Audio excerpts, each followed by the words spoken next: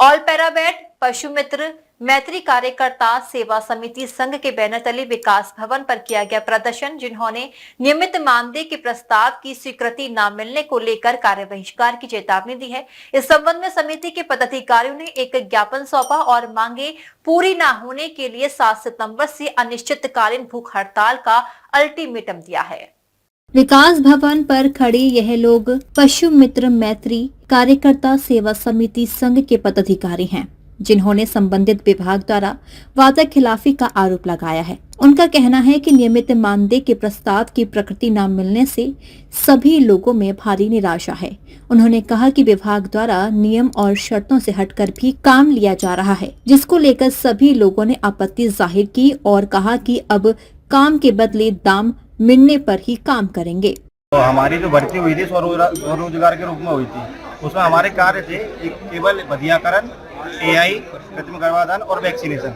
और इसके अलावा भी जो विभागीय अधिकारी हैं हमसे बहुत सारा कार्य ले रहे हैं। सभी सरकारी कार्यों में जैसे गौशालाओं में टीकाकरण और टैगिंग, आवारा पशुओं का ट्रीटमेंट करवाना, कहीं एक्सीडेंट हो जाए वहाँ पे भेजना, चाहे नाइट हो, आंधी हो, बारिश हो, कुछ भी हो, उसमें हमारे ऊपर कार्य लिया जा रहा है हम लोगों से। तो हम यही चाहते हैं, अगर हमसे कार्य लिया जा रहा है तो हमारा नियमितीकरण हो जाए, हमें एक फिक्स मानदेय दिया जाए। हमारी सरकार से खास रिक्वेस्ट है कि हमें नियमितीकरण किया जाए। सर्दी, बारिश, गर्मी सारे काम हमसे लिए जाते हैं। जैसे कि गौशालाओं में आवारा गायों का एक्सीडेंट होता है, वो कार्य भी हम किया जाता है। जितने भी बड़े अधिकारी हैं फ़ोन करके हमें भेजते हैं आवारा गायों का ट्रीटमेंट करने के लिए, गायों में वैक्सीनेशन करने के लिए, गौशाला में वैक्सीनेशन करने के लिए।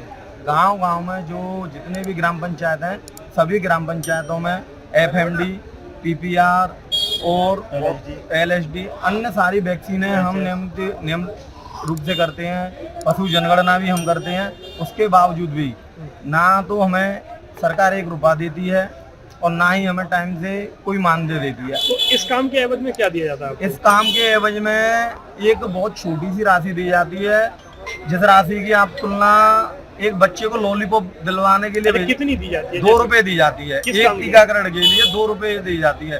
कोई मंथली टारगेट है? कोई मंथली टारगेट नहीं है पैसे देने का।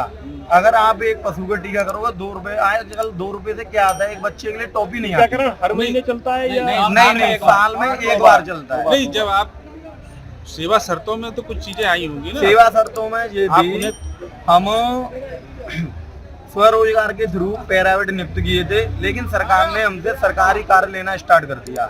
अब हम ये चाहते हैं काम के बदले दाम मिलना चाहिए हमें। डीजे महाराजा न्यूज के लिए दीपक राज की रिपोर्ट।